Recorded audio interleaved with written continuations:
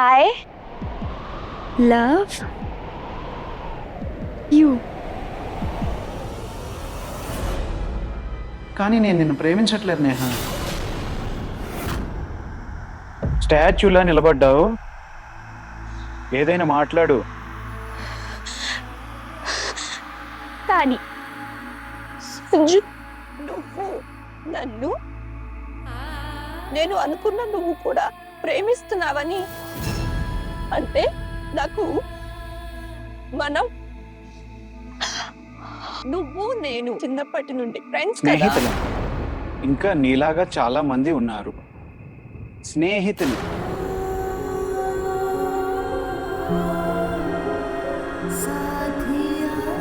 నేహ, నాకు ఎప్పుడు నీ మీద లవ్ ఫీలింగ్ అసలు కలగలేదు.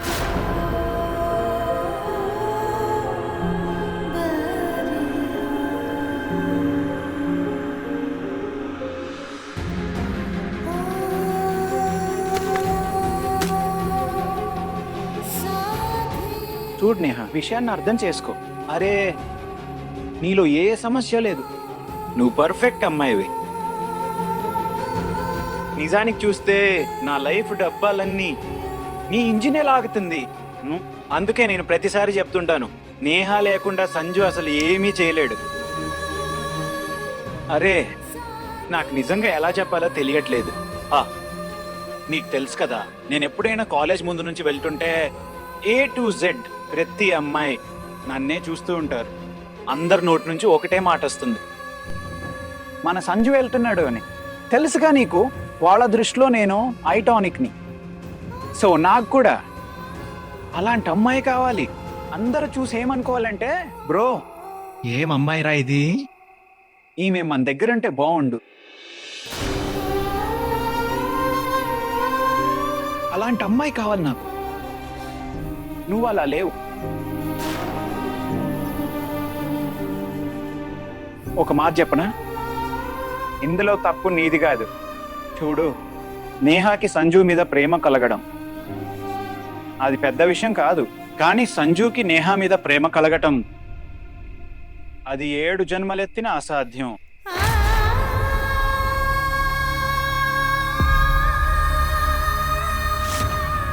నాతో స్నేహం వదులుకోకు ప్లీజ్. పిచ్చి పట్టిందా నీకు? ఏదేదో మాట్లాడుతున్నావు.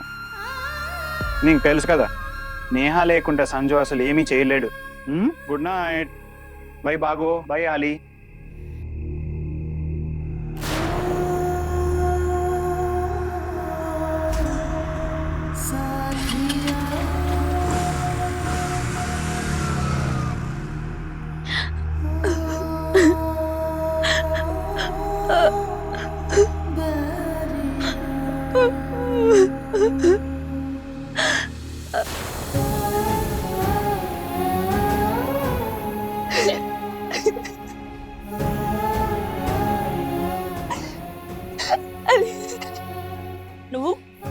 నువ్వు చెప్పిన మాటకి నిజమాలి. సరిగ్గా చెప్పావు. నీకేమీ కాదు, నాది ఏమీ కాదు. నా నా నా తొలి ప్రేమ మొదలై కన్నీళ్లతో ఆగిపోయింది. చాలా పెద్ద అబద్ధమైంది. నేను నిజంగా పెద్ద గాడిదను. నేను గాడిదను. KG2 నుండి ఇప్పటి వరకు మా ప్రేమ నిజమైనది అని నమ్ముతూ వచ్చాను. గాడిదను నేను. గాడిద గాడిద గాడిద. గాడిదవే నువ్వు. ఆ అబ్బాయి ప్రేమలో పడ్డావు చూడు, అందుకే.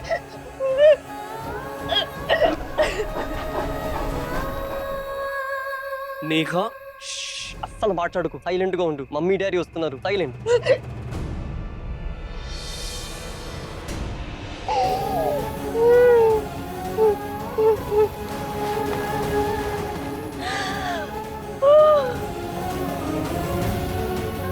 ప్రేమ తలరాత ఎవరికి తెలుసు? నీటి మీద రాసిన కథ ఇది. ఒడ్డుంచేరక ముందే నీటిలో ముక్కలై చీకట్లా మాయమైపోతుంది. ప్రేమను వరం కోరుకున్నట్టు భావిస్తే ప్రకృతి దాన్ని పూర్తి చేస్తుంది. కానీ ప్రేమ కథలు తరచుగా మొదట్లోనే అసంపూర్ణంగా మిగిలిపోతాయి. ధ్యానం పెట్టు సంజు. ఏం శ్రద్ధ పెట్టాలి? ఈ కెమిస్ట్రీ ఒక మిస్టరీలా ఉంది.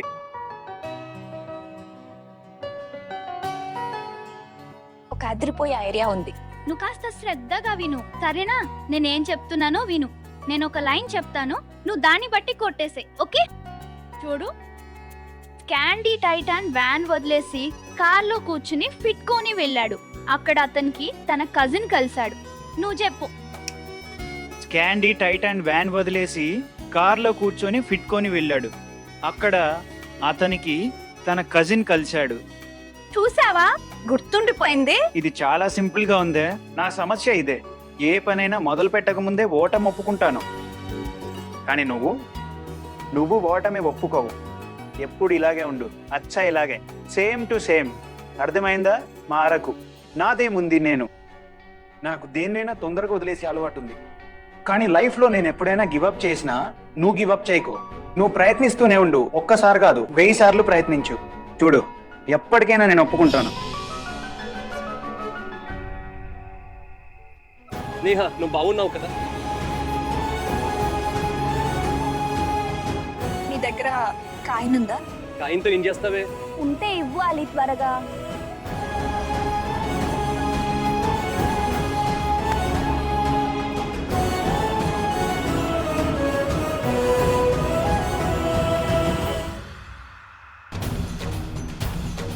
హర హర మహాదేవ్.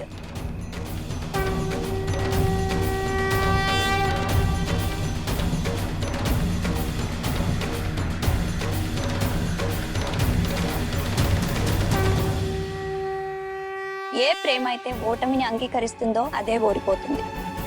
మరి నేను నా ప్రేమపై ఎప్పుడు ఓటమిని ఒప్పుకోను, దాన్ని ఎప్పుడు ఓడిపోనివ్వను.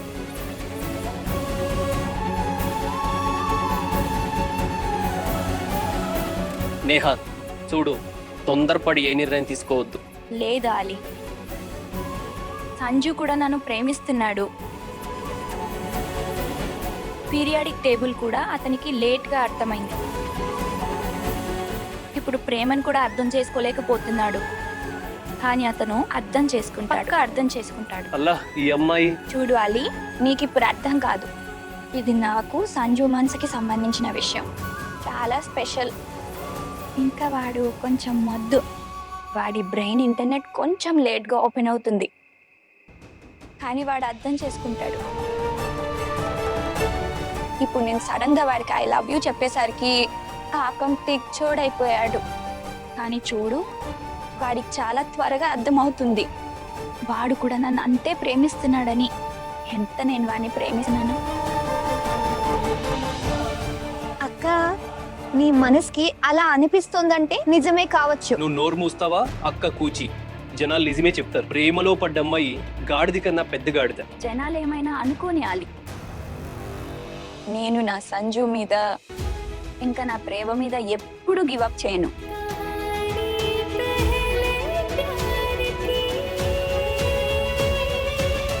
ఎన్నికలు రాబోతున్నాయి. సో నేను కూడా నా వ్యక్తిగత భద్రత పెంచుకోవాలి కదా. ఆ జహంగీరాబాద్ స్టేషన్లో ఒక సబ్ ఇన్స్పెక్టర్ ఉన్నాడు కదా. అవును, అతని నిజాయితీ, నిబద్ధత మరియు పనితనం గురించి మన చెవిని కూడా పడింది. అవునవునవును, దీపక్ శర్మ అతని పేరు. చాలా ధైర్యం ఉంది అతనిలో, సమర్థుడే.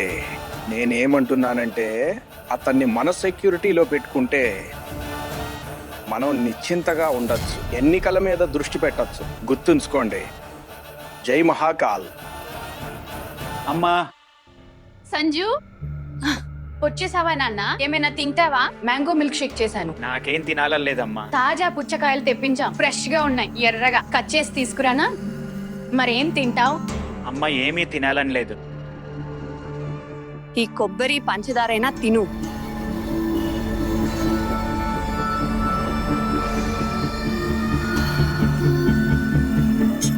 సంజు.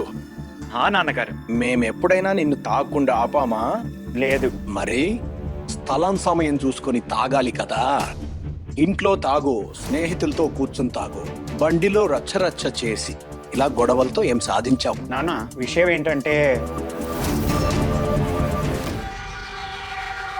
సంజు అన్న ఏం బీర్ తాగుతున్నది యార్ రమ్ రుచి చూడు రమ్ చిన్న పిల్ల వారిలాగే ఉంటావా మగాడివి కావా నాన్న నేను శాంతంగానే నడుపుతున్నాను. ఈ పంకజ్ గాడు వీడు పిచ్చోట్ల ప్రవర్తించాడు నిన్న రాత్రి. నా స్నేహితుల ముందు నన్ను రెచ్చగొట్టాడు తాగమని. వీడి వల్లే నేను తాగాను. పంకజ్, పెద్దమ్మ మీ పెద్దనాన్న నిన్ను ఊరు నుండి ఇక్కడికి తీసుకొచ్చింది నువ్వు సంజుని చూసుకుంటావని, దెబ్బలు తినిపించడానికి కాదు. నా రాకుమారుడికి ఇంకోసారి ఏదైనా ఇబ్బంది వస్తే నీ పిచ్చి మొత్తం వదిలిస్తాను నేను. నువ్వు తిన్నానా?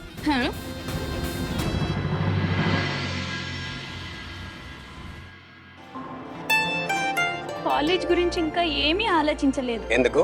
మెదడు వేసవి సెలవులకు వెళ్ళిందా? అన్నయ్య,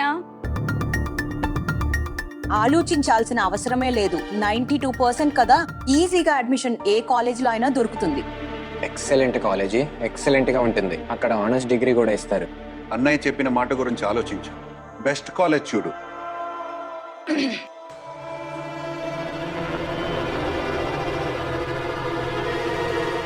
ఫీజు గురించి చింతించకు, నాన్నగారు చూసుకుంటారు. రేపటి వరకు ఆలోచించుకో. అడ్మిషన్ కి రేపే లాస్ట్ డేట్. ఈసారి బోర్డ్ రిజల్ట్స్ లేట్ గా వచ్చింది కదా, అందుకే. రేపు ఉదయం వరకు ఆలోచించి చెప్తాను.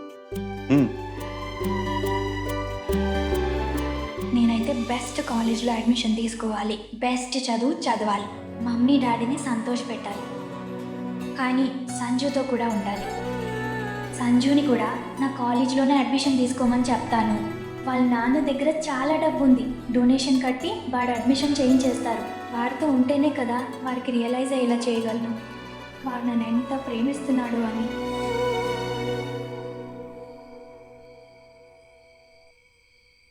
అమ్మా నాన్న పడుకున్నారు.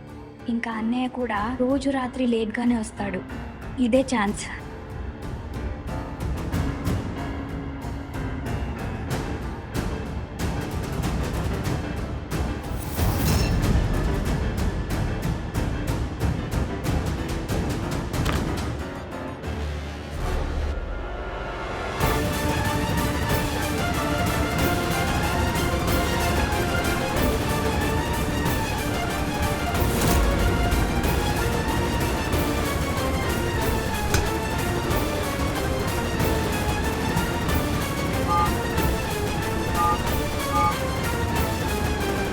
వద్దు వద్దు వద్దు వద్దు.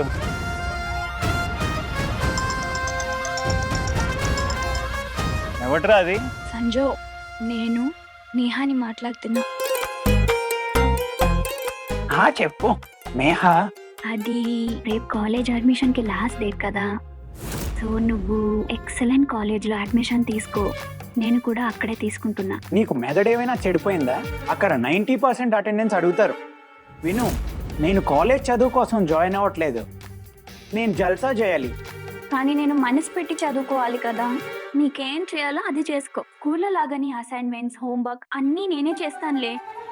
నువ్వు అడ్మిషన్ తీసుకో చాలు ప్లీజ్. అది కాలేజ్ కాదు, బోరింగ్ క్యాంటీన్ అది. మనం బడే చందన్ లాల్ కాలేజ్కి వెళ్తున్నాం. నేను అక్కడ ఫామ్ ఫిల్ చేస్తున్నా, నువ్వు కూడా అక్కడ ఫామ్ ఫిల్ చేయాలి. బడే చందన్ లాలా? సంజు, భోపాల్లోనే వరస్ట్ కాలేజ్ అది.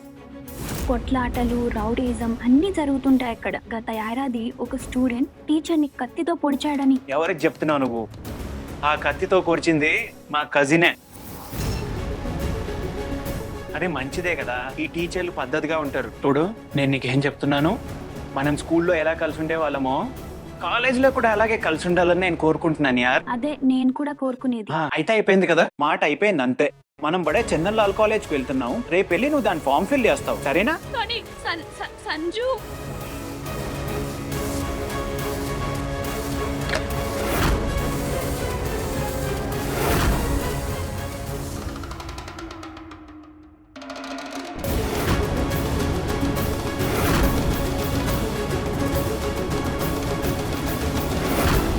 రాత్రి 2 అవుతుంది. మన దొరగారు ఇంకా రాలేదు. రానివ్వు వాణ్ణి, ఈరోజు చెప్తాను పని.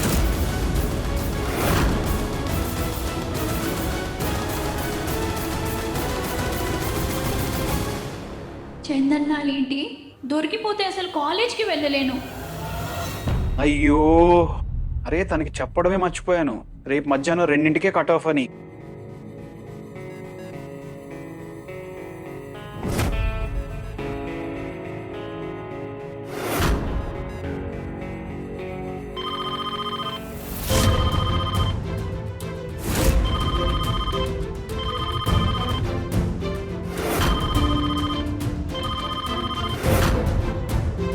అరే ఫోన్ ఎత్తు తల్లి.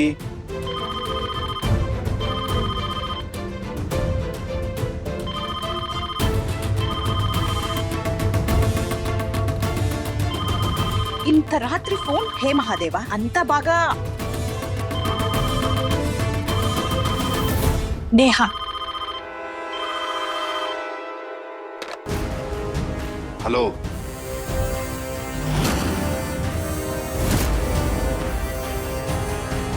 Hello hello hello.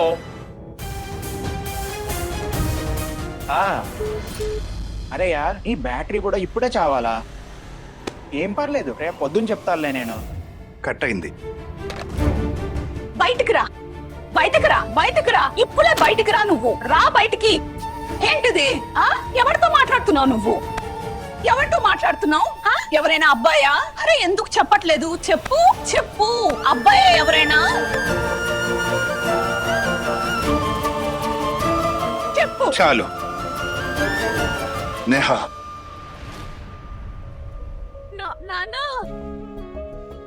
నాన్న, అది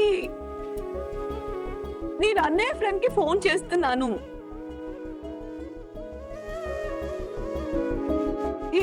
ఇవాళ ఇంటికి రాకూడదని చెప్పడానికి. మీరు చాలా కోపంగా ఉన్నారు. వస్తే అన్నయ్యని కొడతారని. అతను ఫోన్ ఎత్తకపోయేసరికి కాల్ బ్యాక్ చేసి ఉంటే నెంబర్ చూసి ఈ లాక్ పగలగొట్టి రాత్రి ఫోన్ చేయడం ఇంతకు ముందు కూడా చేసావా? లేదు. నేహా, ఇంకోసారి ఇలా జరగకూడదు. పో. మీరు కూడా అరే అన్నా చెల్లెలన్నాక గొడవ పడతారు, కొట్టుకుంటారు, కానీ తల్లిదండ్రుల నుండి ఒకరినొకరు కాపాడుకుంటారు. అరే బాగో, వాళ్ళ అమ్మనే చూసుకో. అరే ప్రతిసారి నన్ను కాపాడేది నాన్నగారి తిట్ల నుండి. వయసులో ఉన్న అమ్మాయిల మంచి కోసమే వాళ్ళని అనుమానించాలి, కళ్ళు మూసుకొని నమ్మకూడదు.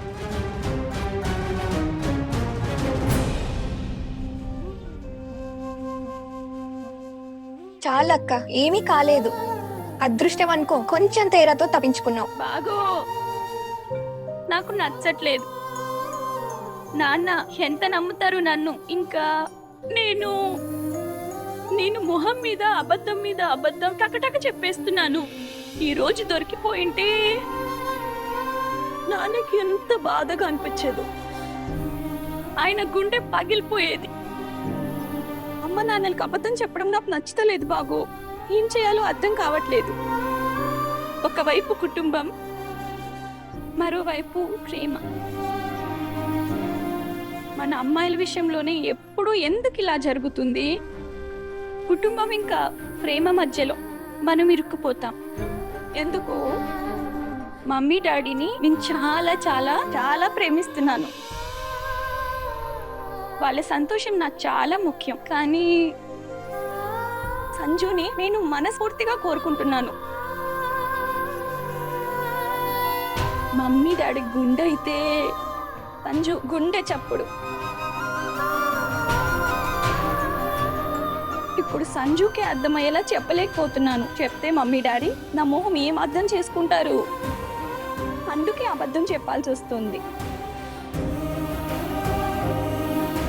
భాగో, నీకు తెలుసా, మహాదేవుడు మరియు పార్వతి అమ్మవారి పెళ్లి మొట్టమొదటి లవ్ మ్యారేజ్.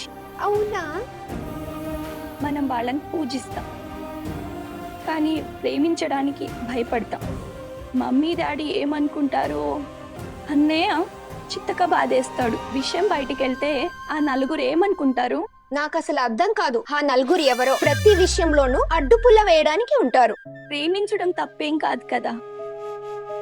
అబద్ధం చెప్పడం ఏ అమ్మాయికి ఇష్టం ఉండదు. కానీ ఇల్లు, కుటుంబం, లోకం, సమాజం అనే లెక్కలు సరిచేయడంలో అబద్ధం చెప్పడం ఒక అలవాటు కాదు, అదొక నిస్సహాయత అయిపోతుంది.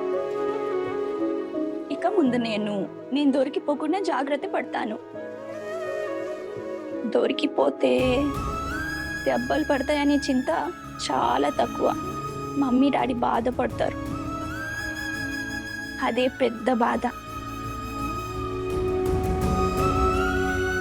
నేను సీఏ అయిన రోజున ఆ రోజు వాళ్ళ సంతోషం నెక్స్ట్ లెవెల్లో ఉంటుంది. వాళ్ళు అంటారు, వావ్ నేహా, నువ్వు మమ్మల్ని సంతోష పెట్టావు, ఏం కావాలో అడుగు. అప్పుడు నేను వాళ్ళని నా సంజుని అడుగుతాను. వాళ్ళు కాదనలేరు కూడా. తదాస్తు.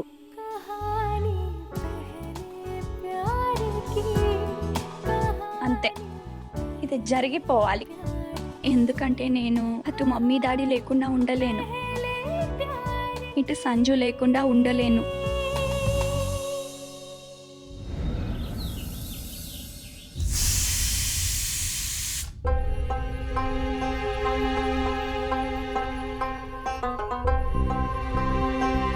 నేహా, ఇదిగో 1000 రూపాయలు అడ్మిషన్ ఫామ్ కోసం ఈ రోజు అవసరం అవుతాయి. కుడి చేత్తో తీసుకో. అయితే ఏ కాలేజీ డిసైడ్ అయ్యాం? ముహూర్తం పెట్టించనా? మాట్లాడతావా? నాన్నగారు డ్యూటీకి వెళ్ళాలి. చందన్లాల్ కాలేజ్. చందన్లాల్ కాలేజ్. అర్థమైంది, పక్కా ఏదో అబ్బాయి గొడవే ఇది.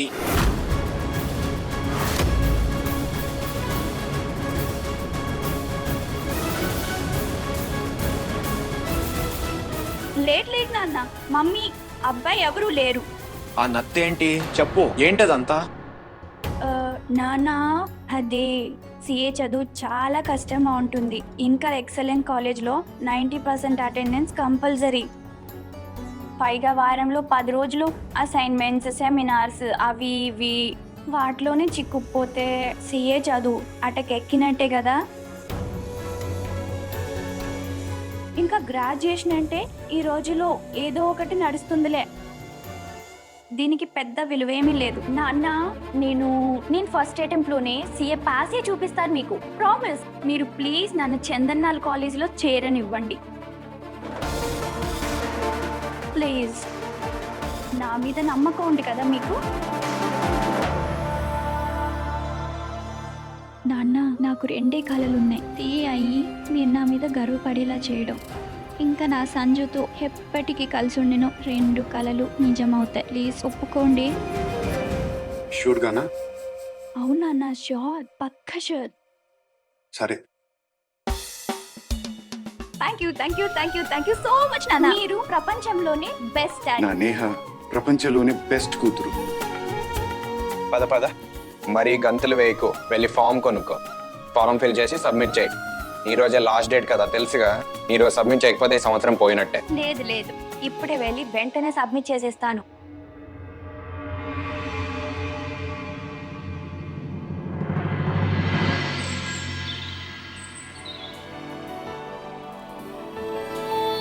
బెస్ట్. నాకు సిఏ చదువుకి నిజంగానే టైం దొరుకుతుంది. ఇంకా సంజు కూడా హ్యాపీ. వారు కోరుకున్నారు కదా, స్కూల్ లాగే కాలేజ్లో కూడా నేను వాడుతూ ఉండాలని. అస్సలు కాదు, ఏ పరిస్థితిలోనూ సంజు గాడి సంతోషాల తాళం చెవి వాళ్ళ చేతికి చిక్కనివ్వదు.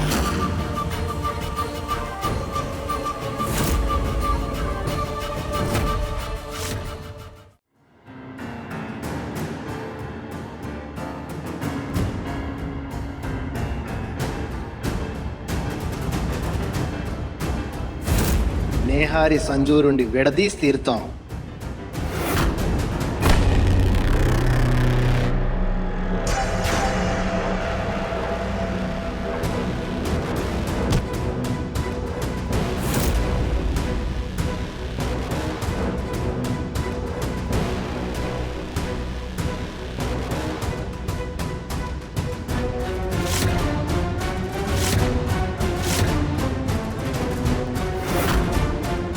నేహా భవిష్యత్తు ఆమె మొదటి ప్రేమకు బలైపోకూడదు. ఎందుకంటే సాబ్, ఇది నిజం, మొదటి ప్రేమ బలి కోరుకుంటుంది. మీకేం చెప్తున్నాను, నీ మొదటి ప్రేమను నువ్వు కూడా బలి ఇచ్చే ఉంటావు కదా.